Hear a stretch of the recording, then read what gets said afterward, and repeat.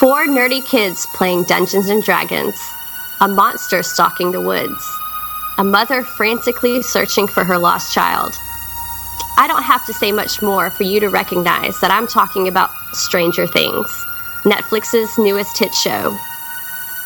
Every year I hear someone lament that the horror genre is dead. Then every year there is something new that regenerates the interest in horror. Movies like The Babadook and It Follows, books like A Head Full of Ghosts, and of course, shows like Stranger Things. What makes the horror genre so appealing? That's what we're here for. We are the No Fear Podcast. We know what scares you.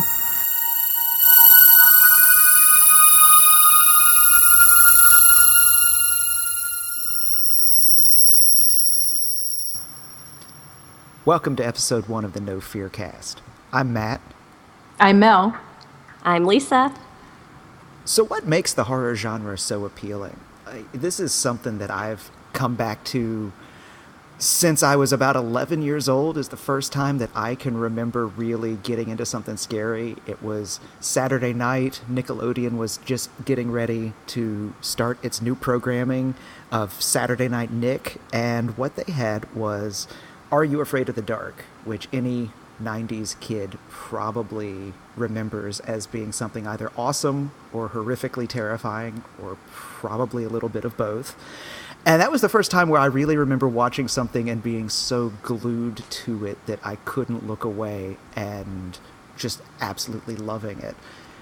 And then as time progressed, a few years later, middle school happened, and I remember spending the night with a friend of mine, and we snuck a copy of Dawn of the Dead and stayed up all night watching it on repeat. And that was pretty much it. Between Are You Afraid of the Dark and Dawn of the Dead, I was hooked. I mean, I loved horror. So that's a big jump there, though. To go from Snick, Are You Afraid of the Dark, to Dawn of the Dead.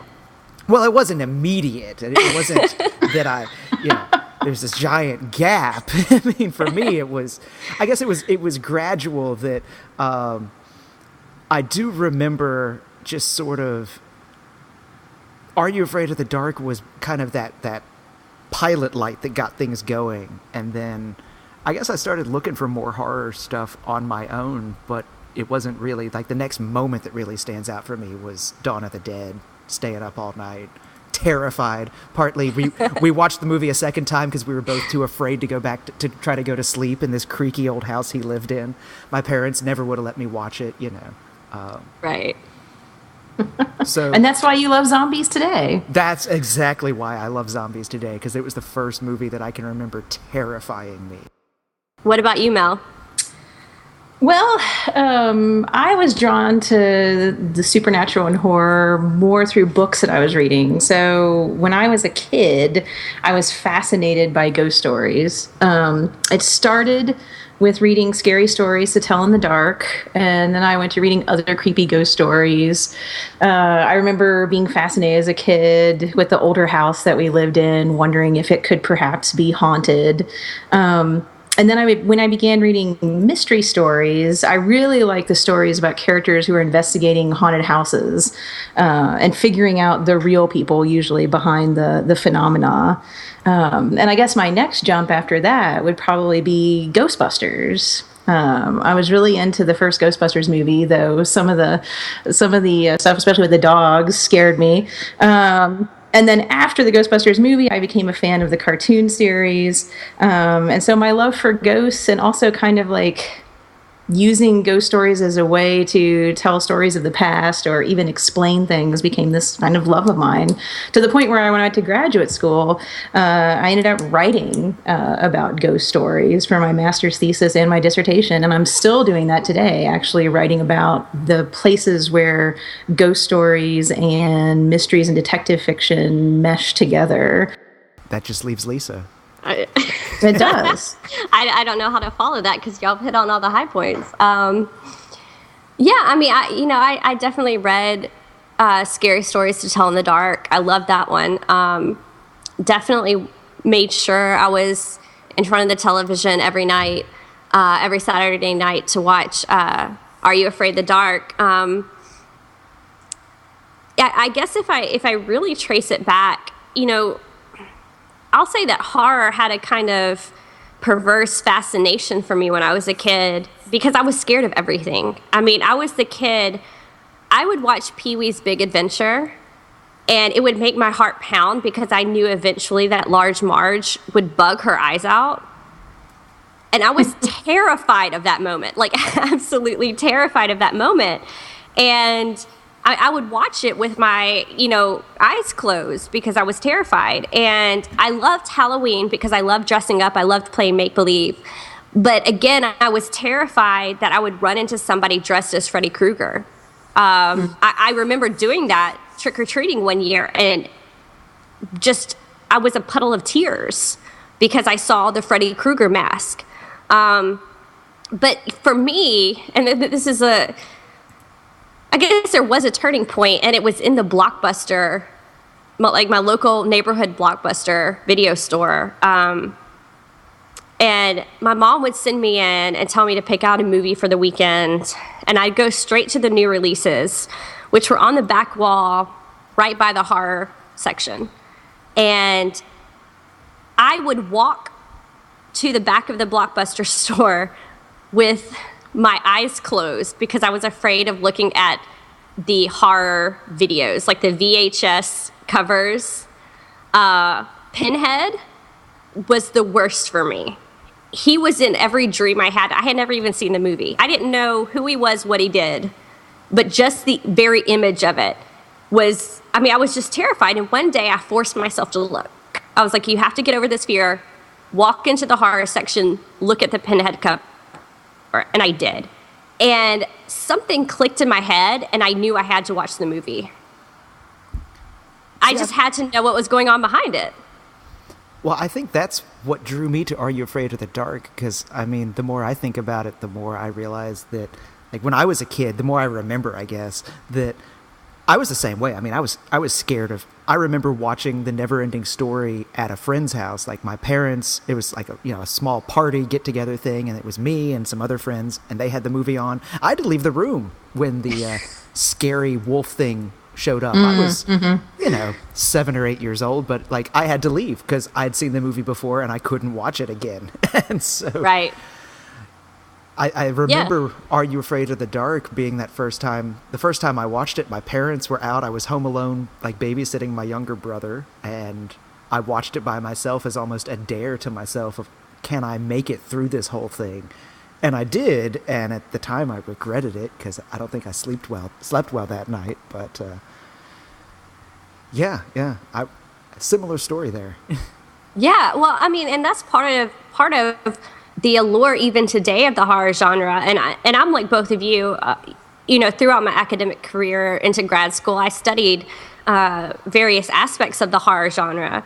But for me, what really attracted me is that partly it was fun, kind of in the way a roller coaster is fun. You're scared, but you're laughing at yourself. But at the same time, I kind of want to dare myself to see if I can push through it when it really comes down to it. Can I keep my eyes open? Can I look? How far can I push myself into that scary place before I turn around and run? Well, and a book and a movie is such a contained experience, too. Like, you're Right. reading a book, you're watching a movie. So it's not like you want to face this stuff in real life, but it's that you're kind of daring yourself to do it in that hour and 30 minutes or that, 200 pages. Well, I think my problem has always been that now, several decades since that Are You Afraid of the Dark experience, I will not say how many, part of my problem is that, like, my tolerance has gotten so high that it takes a lot to scare me now, where, like, that contained experience is so easy for me to write off as, oh, I'm just watching a movie. And it's very rare for, like, a horror movie to linger anymore. I think the last one I really remembered, like, sitting with me for way longer than I was comfortable with was the first Paranormal Activity. And that was probably only because at the time I lived alone and, had a dog that would run through the house in the middle of the night. So that was not very conducive to that movie. But. Yeah, well, I know, and the experience has changed as I've gotten older, and you're probably right, Matt, that's part of it is I've become in a certain way desensitized to what I see, and I'm constantly pushing the boundaries further and further out. But then it kind of switches in my brain where I'm no longer daring myself, but I'm daring other people to see how far they will take the movie. You know, I'm looking at the screenwriters or the novelist. I'm looking at the director, the actors. And to some degree, I'm looking at the characters that they're portraying because I want to know if this were to happen in the real world, why would it happen? What's behind it? What's the psychology behind it? You know, under what circumstances would I be pushed to that kind of violence? Under what circumstances how far would I go to survive in that certain type of situation? And so it does come with that remove, I guess, where I'm not so sweaty palms, heartbeat racing type of viewing experience. With that distance comes this kind of curiosity. And that lingers with me more today than it did when I was a kid. Well, and there's also kind of don't you ever get the feeling too that we're kind of like looking under the hood now because we've read so many things about it and so many narratives or watched so many movies that I find myself sometimes, though the supernatural still can get under my skin, I've always been easily scared, and I still am by some things. But the more I read, the more I start to kind of look at like, well, how are they doing this, if that makes sense? Like I find myself when I'm reading a book thinking, well, this came from that book, or of course they're doing this because that was done in Hawthorne, or, oh, they're just redoing this. And so I start to look for the tropes in the writing rather than just maybe experiencing the story like I would have before. Right. Well, I mean, in our intro to this, we talked about Stranger Things, and I think that has been a large part of its appeal, at least for me anyway, as a kid in the 80s, kind of growing into the horror genre in the 90s. I recognized a lot of the tropes of what they were doing. I won't spoil it for those of you who haven't got to watch it yet, but, you know, where I was just literally screaming at the screen, you know, the different movies and characters that I recognized from movies that I loved. So I think that's a huge part of it.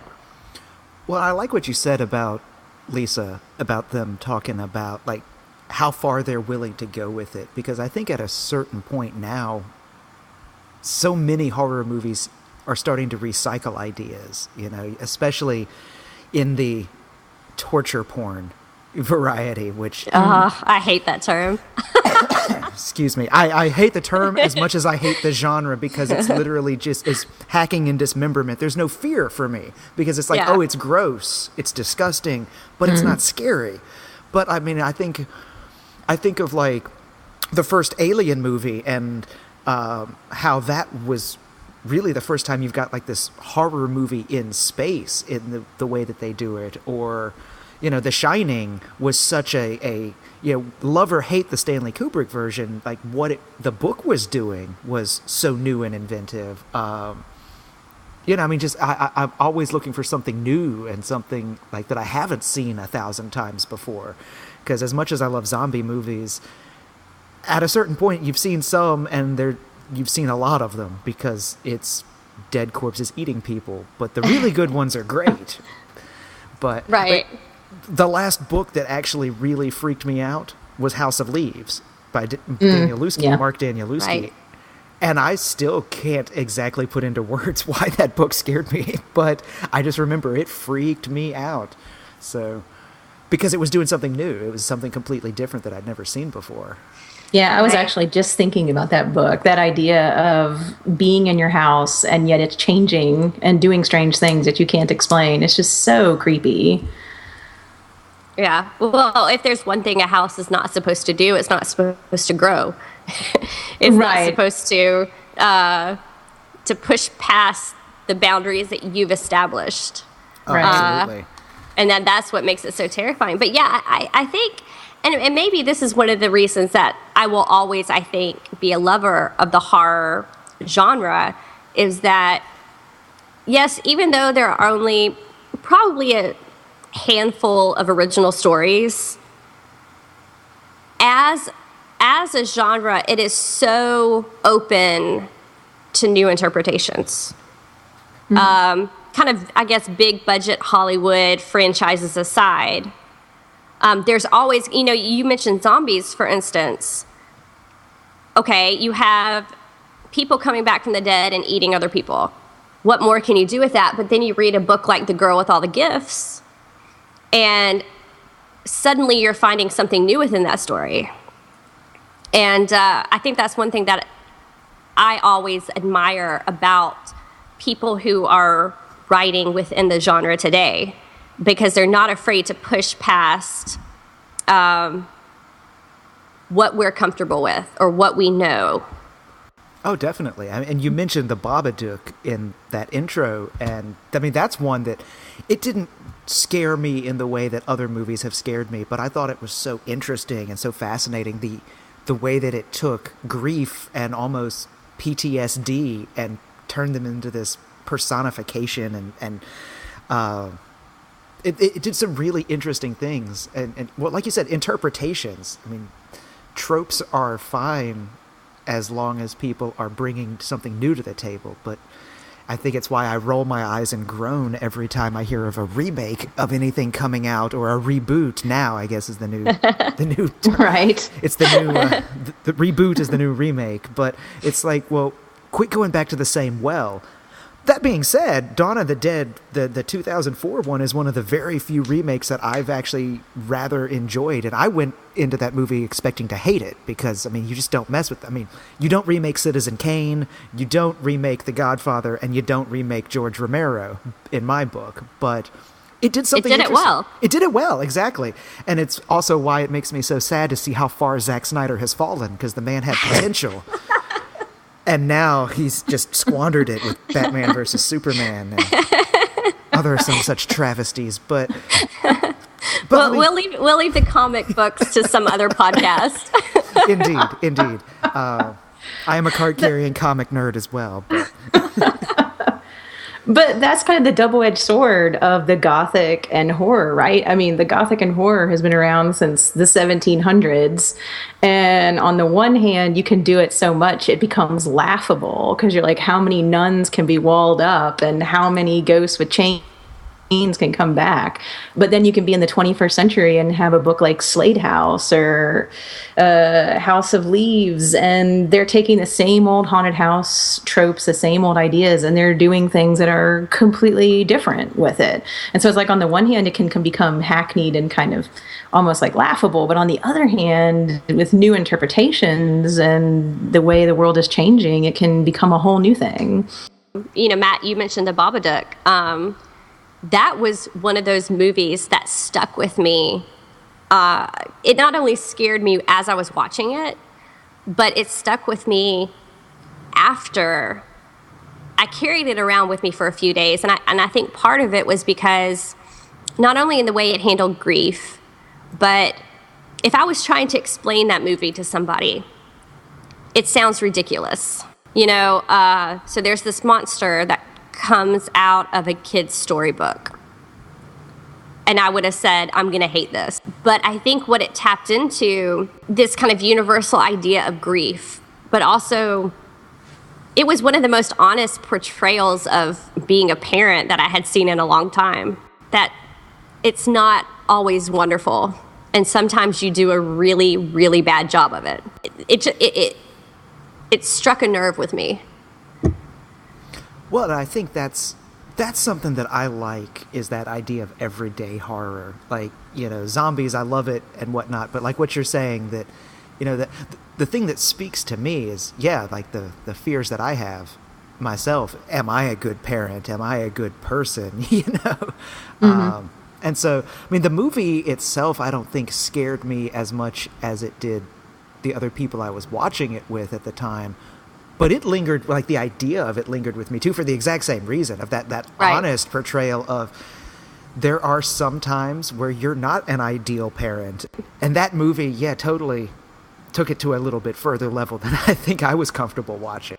Right. Well, and I think that kind of really hits the nail on the head about why I still, as an adult, am attracted to the horror genre, because it does force you to question your own ideas and values and humanity. I mean, we all do have that dark side to ourselves. We may tell ourselves that we don't ever get violent, or that we don't ever let our emotions take control, or that we can never do what we're watching on the screen. But I think when we all step back and really take a look at ourselves, yeah, we do things, again, maybe not to the extent that it would be in a horror movie, but we all say things that we regret later. We all have that darkness, I guess, to some degree inside of us. And that's what I like. That's what I really like about horror, when I get to kind of peel back the layers and look at what's in its center. Well, that's a great transition into something that we talked about, into this like pre-production stuff about Stephen King, who, of course, I mean, we can't do a horror podcast without mentioning him probably at least once an episode. But that idea of that why we crave horror movies that you had talked about. And I remember I took a film theory course when I was in college, and we used this term called the carnivalesque, which is the idea of carnival. Mardi Gras was originally back in the Middle Ages, this time period. It was, a week where everybody would let loose and celebrate and, do all the things that they didn't get to do the other, throughout the rest of the year. That's kind of almost what horror movies are, is sort of letting you indulge that, I can watch this thing that I don't want to actually be, and recognize that, yes, there are tendencies that I might have. Like, maybe I do get angry, but I'm not like crazy angry like in The Shining, where I'm going to hack my wife with an axe or something, Mm-hmm. So like, it's that was it the feeding the alligators in your mental sewer? Is that what Stephen King called it? Yeah. Mm-hmm. It's in his essay, Why We Crave Horror Movies, which I'm almost positive originally appeared in Playboy. It did. He has it reprinted in his book, Dance Macabre. And in that, he basically says that we're all mentally ill, and that we all have the potential for violence inside of us, and we are going to be healthier human beings if we let it loose to kind of frolic and play. And he does. He compares it to sewer gators. He says, look, we all have these hungry alligators that are swimming around in our brains, and if we want to be civilized for the majority of our day, we better toss some raw meat to them and keep them fed and happy. And of course, he's putting up that, reading horror or watching horror movies, he actually mentions Dawn of the Dead as an example. By watching that, we're feeding that negative part of ourselves, that aggressive part of ourselves, that violent part of ourselves, so that it does not express itself at an inopportune moment. But I don't know. What do y'all think of that reasoning? No, I could see that. I was thinking there's some point in that essay where he talks about how children have this tendency, right? Where he talks about wanting to slam your sister's hand in the trunk of the car or something to that effect. And yeah, there's almost like this, if you're thinking of it in like almost Freudian terms, like this kind of id that's inside each of us that needs free play or something, so that doesn't come out in a more civilized situation. Because we all have the potential. Like, we all, under the right circumstances, could become violent. I'm thinking something like even Lord of the Flies. Maybe that's why children are so scary in some ways. That potential is more close to the surface in children, because they certainly are used in horror a lot. I mean, look, just go watch a group of toddlers and tell me that we're not all violent. Well, yeah, I'm thinking about I'm an older sister, and I'm thinking about how terrible I probably was. And well, I think that's also why so many parents want to restrict horror movies until kids are a certain age. And I'm not gonna sit and on my high horse and judge parents and say, oh, you let your 12-year-old watch a scary movie when they should have been older. But, I think we wait until they're at least, a minimum age of, 10, 11, 12-ish, so that they can differentiate that fiction from reality. You probably shouldn't be showing a 5-year-old, Hostel or something, because they won't have that mental capacity to differentiate and realize, oh, this is A, fantasy not actually happening, and B, this is not how I should act, Right. But at the same time, so it is kind of that knife edge of, a self-possessed adult being able to say, oh yeah, no, I watch horror movies all October and I love it. It gives me, like, personally, I look forward to October because that's when all the horror movies are on TV and it's fun. And there is that fantasy element, but at the same time, I don't think that, there is that potential of people mistaking the fantasy for reality, or that fear of violent video games. Not that video games make you violent, but if you become so absorbed that your reality gets twisted and substituted for the fantasy, that has its own problems. It's a reaction to it. It's not being caused by it. Yeah, exactly. Yeah, well, society tells us, most horror movies are at least PG-13. Society tells us you need to be, old enough to be able to make that differentiation. But I think even more importantly, and this is something that at least I saw in my childhood, horror movies and horror novels have a certain taboo attached to them. And in a way, it's most people I talk to who love horror came about it not because their parents sat them down and said, hey, you're old enough, here, watch the Stephen King movie, but because they were curious and they knew their parents wouldn't like it, and they snuck it into their house, or they watched it at a friend's house, and it was, at least for me, almost a mini rebellion to be able to sit down and watch this thing that I wasn't sure I was old enough to watch yet. Mm-hmm. Absolutely. I think that's a huge part of it. That was part of my whole intro story there.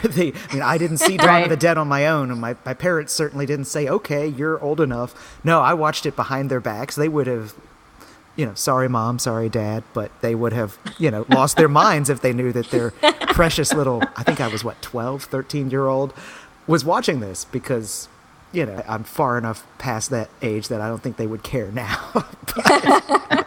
Well, it is funny in that way, because I was the same way, and I don't know. Maybe I'm putting my own past.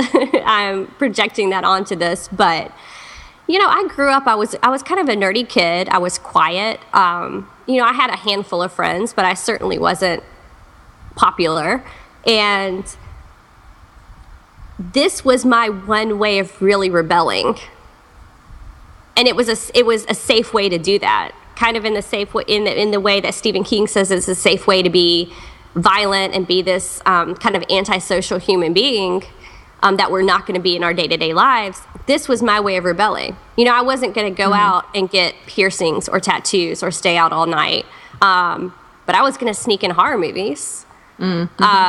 The funny thing is I found out as an adult that my father really loved horror movies. So I don't know if he really would have considered that a rebellion, but in my, 12, 13, 14-year-old brain, it was a huge rebellion against, conservative parents or religious upbringing. And it kind of served that purpose for me. Again, kind of like you said, Matt, I don't think anybody cares now that I watch them. But then I can really see it working in that way. But don't we prime our kids for horror in a way? What are fairy tales besides horror stories, really? All the dismemberment and death and children being left with no parents and wicked witches and, especially the original fairy tales, but even the quote-unquote cleaned up versions are still preying on children's fears. Even like Rumpelstiltskin. There always ends up in some sort of death or something at the end. No, you're absolutely right. I mean, we joke that like Disney has cleaned up the fairy tales and they have cut out a lot of the bloody scenes, sure. But, you know, the Lion King, the father dies. Dramatically. That is traumatic for a child to watch that. Bambi. Bambi, a Sleeping Beauty. I remember being terrified by the dragon and the just the evil nature of the witch and what she was trying to do. Snow White. So yes, absolutely. Well, and I also wonder if, since about the point of The Lion King, I've noticed kids' movies themselves tend to skew more towards the happy ending, and you know that everyone's going to be okay, regardless of the peril. You know, like there's that sense that, oh, there is that safety net. But I'll tell you, I took my daughter to see Toy Story 3 in the theater, and there's a scene, the movie's been out for a while, so who cares about spoilers? There's a scene towards the end where it looks like everybody's going to die. And, you know, my precious, you know, I think she was about 7 or 8 year old daughter leans over and says to me, "Are they going to be okay, Dad?" And I said, "I don't know." You know? And that was the first time in a while that I've actually said that in a kid's movie where I legitimately thought they're going to kill these characters. And I thinking about that later, I was like, wow, what an interesting thing that Pixar is taking away that safety net. At least, I mean, the toys were fine. For all of you young listeners, the toys were fine. But you know, they did for a moment take away that safety net where, you know, I mean, you watch Shrek or Tangled or whatever, and you know that there's peril, but that they'll overcome it. Right. That didn't happen in Toy Story 3, which also I was not prepared for, to be openly weeping in a kid's movie as an adult. So it was terrifying. Yeah. I thought they were all going to go down. Yes. Between that and the ending itself, which is all about, you know, growing up in the end of childhood. Yeah, no, Pixar has done a insanely good job of making me cry in theaters. So we're not even going to talk about Inside Out. So no. We're going to leave that one off the table. No, but that brings up some interesting ideas, because when you do talk about how the horror, and I'll just use a horror movie kind of, since that's what we're talking about films right now. But if you're looking at the function of the horror movie, you know, to some degree it does confirm that good will triumph over evil, because we want to know that. We want to know that it's going to be okay in the end. But it's also there to kind of open our eyes to the fact that there is real evil. There is real danger in the world. And that's a really safe place to begin to explore that idea. Mm-hmm. Because you do. I mean, you mentioned Disney and Pixar movies, but there is a reason we show our children those, because at some point they have to come to the conclusion that, okay, things might not turn out okay in the end. And that's a safe place to experience that. And horror movies do the same thing, I think, for adults too. We see things on the news, or we see things in our real life, and sometimes it's hard to process, and a horror movie will give us a safe place to confront that and start to wrap our brains around just the idea of often unexplained evil, and danger or evil that doesn't seem to have a reason for being there other than it's just there. And it can happen to anybody. Right. Yeah. Right.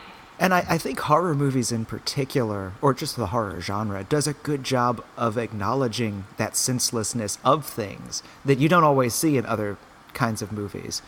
I'm thinking in particular here, and sorry for the continuous zombie references, I do watch other horror movies, but the first the original Night of the Living Dead, I mean, the whole movie, you know, this family and several other survivors are holed up in this farmhouse, and they survive. The only person that survives the night is one person who ends up getting shot at the very end by the rescuers who mistake him for a zombie. Roll credits. Like, it's very nihilistic.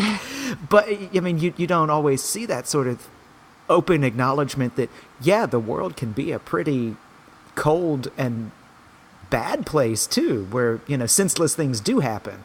You know, you survive a night being assaulted by zombies only to be shot by the people who are supposed to be rescuing you. You know, that's not fair, but neither is life. So Right. Well, and often, you know, any of these, I guess, long trend of horror movies, where the evil is not only never explained, but the victims are never explained. They never know why they were chosen, why they were victimized. You know, I'm thinking of movies like Funny Games, or even if you want to go back, I think this is in the 70s, but like Black Christmas. Or what was it, The Strangers.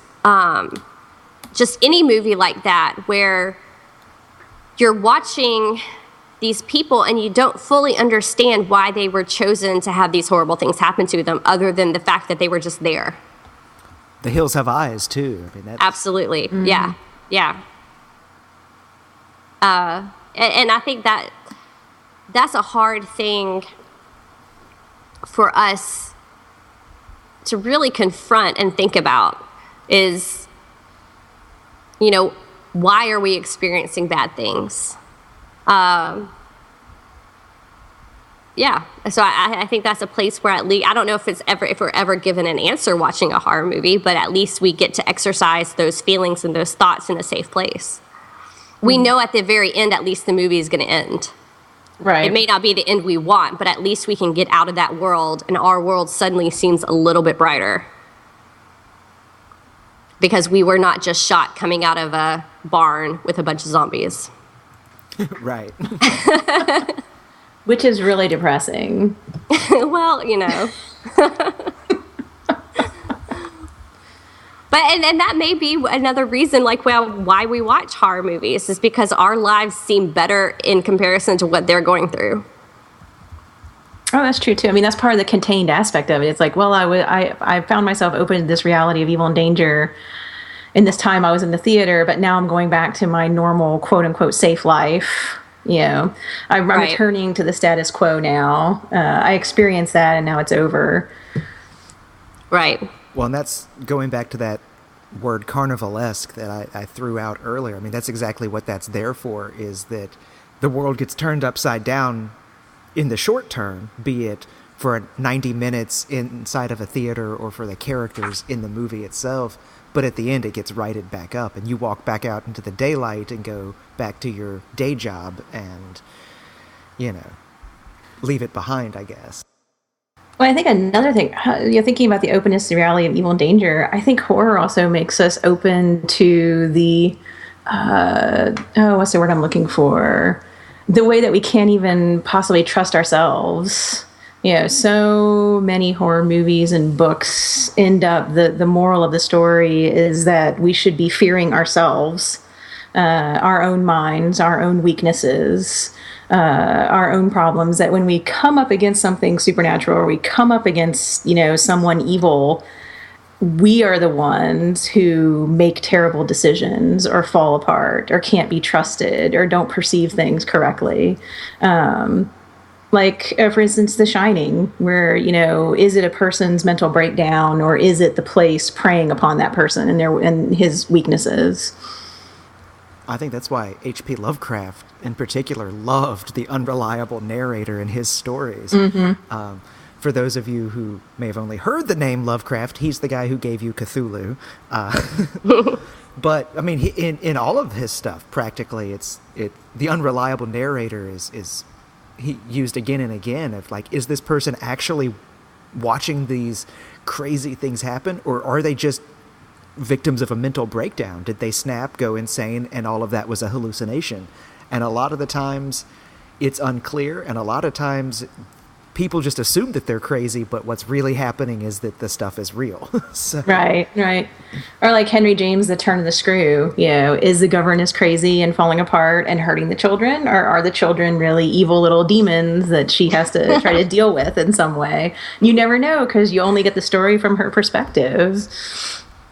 I think we've established that the children are always going to be evil little demons if they're in the middle of a horror book or a movie. Sometimes they're the victims, but most of the time, evil little demons. That you're absolutely right, Mel. When you bring up Henry James, especially, and that's one of the reasons I love the horror genre too, is that it does exist in a completely ambiguous state. Very rarely do you understand fully everything that's going on because none of it is situated in reality as I know it. Mm-hmm. If I don't understand what's going on, or if I do, then I don't understand why it's happening, or I don't understand, the motivation behind the evil. And then when you see one of those really good ones where you start to question whether or not the narrator is even reliable. Daniel Lusky's House of Leaves, again, is a perfect example of that. Mm-hmm. There are so many layers and so many narrators to what you're reading. You're not entirely sure reading that who to trust. Yeah. I'd say there's even multiple unreliable narrators in that. Probably. Yeah. Yeah, because you're reading the book, plus you also have the documentary that was made by someone else. Plus, there's just, it's like a rabbit hole of unreliable narrators. And for any of you who have not read House of Leaves, hit pause, come back to this later after you've read the book. Like, seriously, it's great. It's great. Well, another masterpiece of that would be almost anything Shirley Jackson wrote, but especially The Haunting of Hill House. I mean, that book is kind of the moment when haunted house fiction becomes this kind of like struggle with ourselves and with our minds, as opposed to maybe a haunted house itself, because you're getting the story from Eleanor's point of view. And is the house possessing her and causing her to fall apart? Is she falling apart because she was already primed to? Like, you can't really know at the end. You could read that book 6 times and come up with 6 different nuanced ways of looking at it. Which is kind of the brilliance of horror, because it scares you even more to not know, kind of as you were saying, Lisa, with the ambiguity. Right. Well, it is forever a puzzle. I try to read and watch things outside of just the horror genre. And nothing, I always return to it because nothing is quite as much of a puzzle to me as those stories that are being told. Mm-hmm. There's always something to mine there. There's always something to look at and examine. And I think for that very reason, that's why horror will never die. It's not going anywhere. People may say, critics may say, this is the end of it. The horror genre is dead. In my mind, it's not going to happen. Well, I imagine that we've been trying to scare each other since we were wearing loincloths, huddled around a campfire thousands of years ago, be it daring someone to go out into the woods beyond where the campfire light goes, or daring someone as a kid to go ring the doorbell of the scary old lady's house, or daring yourself to watch this scary movie or read this scary book. I mean, the stories may sometimes be recycled, but that urge is, I think it's part of humanity in some way. Right. And you know what? We can sit here all night and try to look for academic reasons for why we like it, but I think really we just all want to prove that we're brave enough. We're brave enough not to look away, that we can sit through it. That's at the very urge.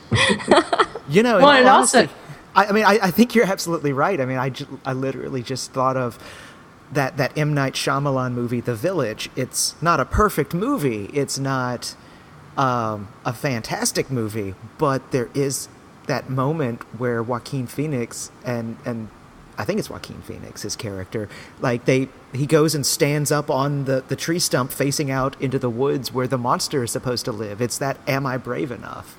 Can I look this dangerous thing in the eye?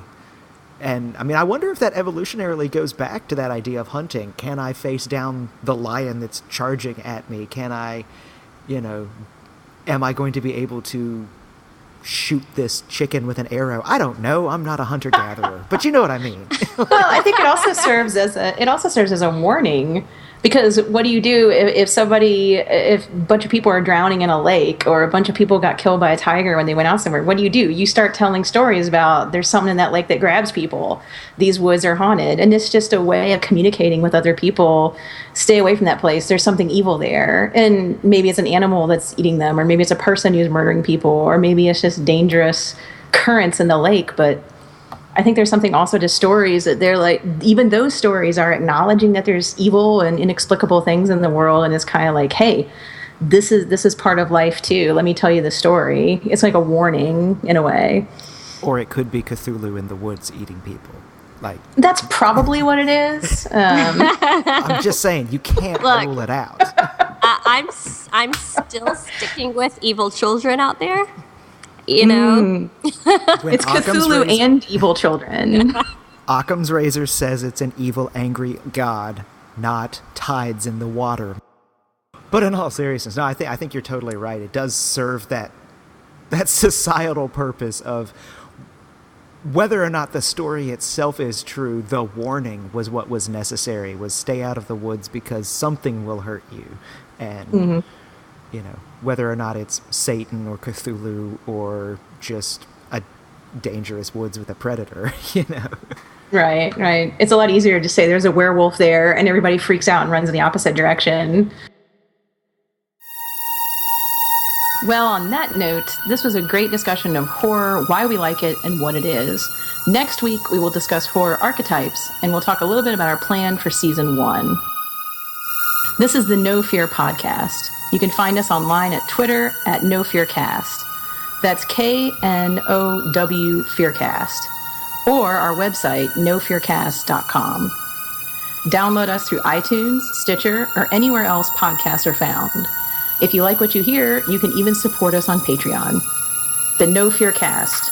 We know what scares you.